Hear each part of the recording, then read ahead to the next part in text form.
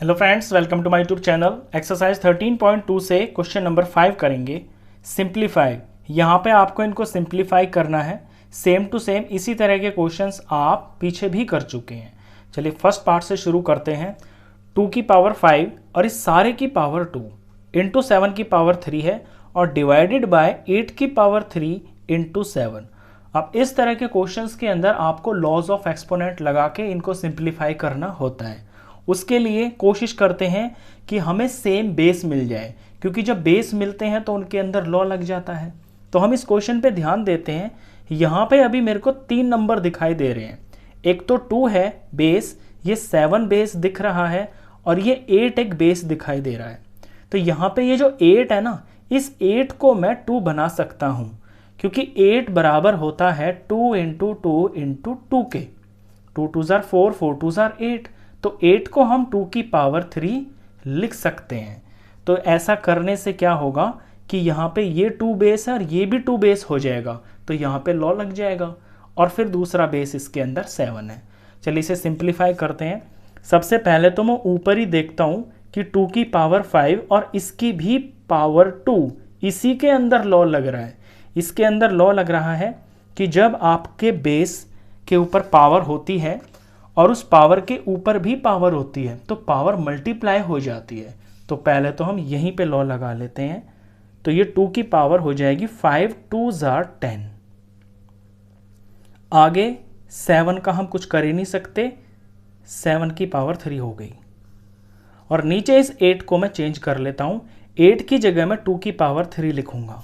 अब ये सिर्फ 8 की जगह है, इसके ऊपर भी यहाँ पे 3 लिखा हुआ है। तो ये 3 तो इसकी पावर है और ये जो 2 की पावर 3 है ये 8 के बराबर है। आगे 7 की पावर नीचे ये 1 है। फर्दर इसको सिंप्लीफाई करते हैं तो ऊपर तो जैसा है वैसा ही रहेगा। अभी 2 की पावर 10 इंटू 7 की पावर 3। नीचे मैं यहाँ पे फिर से लॉ लगा देता हूँ, यही वाला पावर के ऊपर पावर वाला। तो 2 की पावर यहाँ 3 3 जार 9 हो जाएगी। तो 2 की पावर 9 हो गई, क्योंकि मल्टीप्लाई हो जाती है। ये लॉ लगा इसके अंदर, पावर की भी पावर। जो भी आप लॉ यूज़ कर रहे हैं जहाँ पे भी, वहाँ ब्रैकेट बना के आप लॉ मेंशन ज़रूर कर दें। जैसे यहाँ पे ये वाला लॉ लगा है तो आप ये पूरा लॉ लिख देना यहाँ पे कि a की पावर m और इसकी power n is equal to a की पावर m इंटू n। मैं जस्ट आपको सिर्फ बताता हुआ चलूँगा कि यहाँ पे कौन सा लॉ लग रहा है। आप ब्रैकेट में एग्जामिनेशन में ज़रूर लगाना।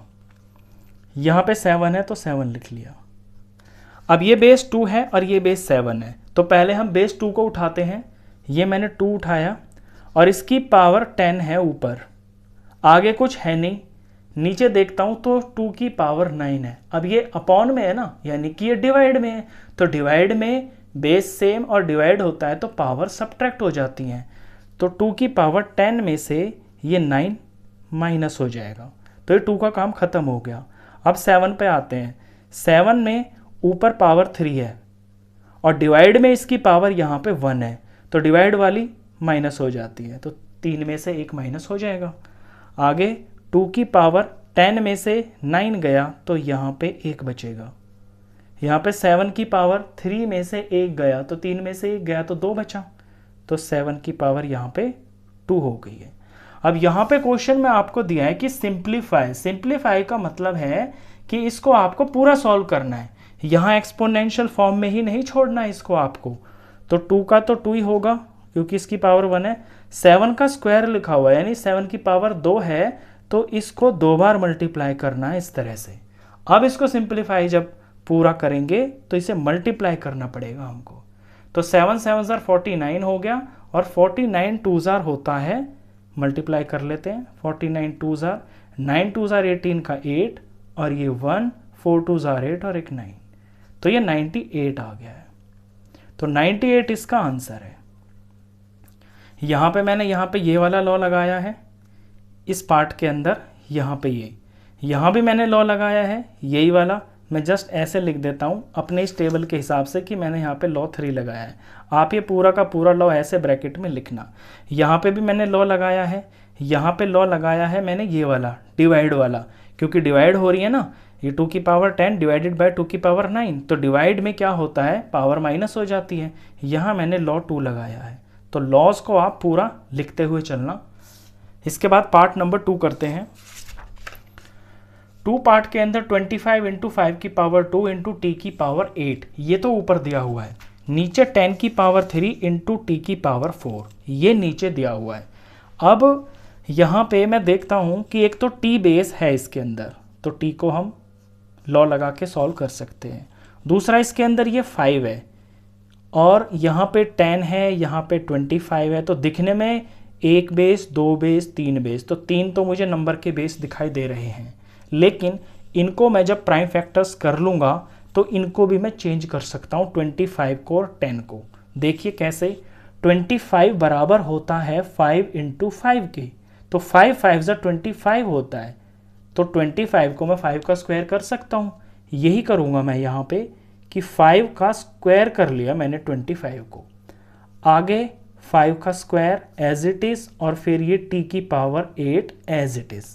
अब नीचे चलते हैं, नीचे 10 की पावर 3 लिखा हुआ है। देखिए 10 को हम तोड़ सकते हैं 2 5 ज़ा 10 में, क्योंकि 10 2 5 ज़ा 10 होता है। तो यहाँ पे मैं यही कर लूँगा कि 10 की जगह 2 इंटू 5 लिख लूँगा, और इस सारे की जो पावर है वो 3 लगी हुई है, तो यहाँ पे मैं 3 लगा लूँगा। आगे t की पावर 4 में कॉपी कर देता हूँ। अभी मैं कुछ नहीं सॉल्व किया है, मैंने बस ये सॉल्व किया है और यहाँ पे इसको चेंज किया है। आगे बढ़ते हैं, नेक्स्ट स्टेप में 5 की पावर 2 एज इट इज़, और यहाँ पे 5 की पावर 2 एज इट इज़, और ये t की पावर 8 एज इट इज़। नीचे मुझे कुछ करना है, क्या करना है कि 2 की पावर 3 हो जाएगी और 5 की पावर भी 3 हो जाएगी। यहाँ पे ये लॉ ही लग रहा है, देखिए ये वाला लॉ लग रहा है यहाँ पे कि बेस अलग अलग है, मल्टीप्लाई हो रहा है और पावर कॉमन है, तो बेस मल्टीप्लाई हो जाते हैं। अब यहाँ से ये उल्टा हो रहा है कि अंदर अंदर बेस मल्टीप्लाई हो रहे हैं और पावर उनके ऊपर एक बार लगी है। दैट मीन्स ये जो पावर m है ये a के लिए भी है और ये b के लिए भी है। वही काम हम यहाँ भी करेंगे। ये पावर जो 3 है ये 2 के लिए भी है और यही पावर 5 के लिए भी है, तो ये अलग अलग करके लिख देंगे हम। ऐसा करने का रीज़न ये है क्योंकि हमारा बेस अलग अलग हो जाएगा। मल्टीप्लाई t की पावर 4। यहाँ आते आते मैंने इसके सारे बेसिस को बिल्कुल अलग अलग कर लिया है। अब इनमें हम लॉ लगा सकते हैं बिल्कुल। पहले 5 को उठाते हैं, देखिए इसके अंदर 3 ही बेस हैं, 5 है और 2 है और एक ये t है। तो सबसे पहले मैं 5 को ही उठा लेता हूँ, ये लिया मैंने 5 ऊपर ऊपर देखता हूँ, मल्टीप्लाई में यहाँ पे स्क्वायर है और यहाँ पे स्क्वायर है, तो मल्टीप्लाई के अंदर पावर्स जुड़ जाती हैं, तो 2 + 2 हो गया और तो कहीं है नहीं। डिवाइड के अंदर मैं देख रहा हूँ कि 5 की पावर 3 है, तो जो डिवाइड में होता है तो पावर माइनस हो जाती हैं, तो यहाँ माइनस में यहीं पे कर देता हूँ। तो इससे पता चलता है कि 5 की पावर 2 और 5 की पावर 2 ये तो मल्टीप्लाई में है और डिवाइड में 5 की पावर 3 है, तो इसलिए माइनस किया है। तो 5 का काम यहाँ पे ख़त्म। आगे बढ़ते हैं, अब मैं t को ले लेता हूँ क्योंकि t ऊपर भी है और नीचे भी है। तो t की पावर 8 ऊपर है और t की पावर 4 नीचे, यानी कि डिवाइड में, तो डिवाइड में पावर माइनस हो जाती है, तो 8 - 4। अब ऊपर 5 और t से अलग कुछ है नहीं, नीचे 5 और t को मैंने यूज़ कर लिया।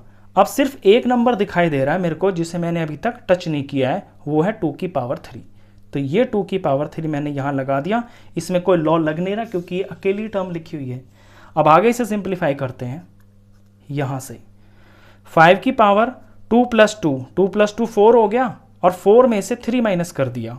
अगर पूरा भी लिख के दिखाऊँ मैं इसको तो 5 की पावर 4 - 3। आगे t की पावर 8 - 4 किया तो 4 आ गया और नीचे 2 की पावर 3 है। 2 की पावर 3 का मतलब है इसे अगर सॉल्व कर ले तो 2 × 2 × 2, क्योंकि हमें सिंप्लीफाई करना है ना पूरा, तो सारा सॉल्व करना है। ये कर दिया मैंने। इसके बाद 5 की पावर 4 में से 3 गया तो 1 आया, 1 लिखने की ज़रूरत नहीं है। यहाँ पे t की पावर 4 पूरा हो चुका है सॉल्व और नीचे बचा है 2 × 2 = 4, 4 × 2 = 8, ये बच गया है। बस इसके बाद इसमें ना कुछ कट रहा है, तो यही फाइनली आपका आंसर है। इसे आप ऐसे भी लिख सकते हैं 5/8, ये नंबर पार्ट हो गया, फ्रैक्शन पार्ट, और ये t की पावर 4 ये वेरिएबल पार्ट हो गया।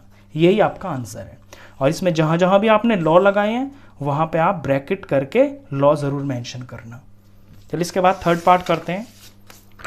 थर्ड पार्ट के अंदर 3 की पावर 5 इंटू 10 की पावर 5 इंटू 25 है और नीचे 5 की पावर 7 और इंटू 6 की पावर 5 है।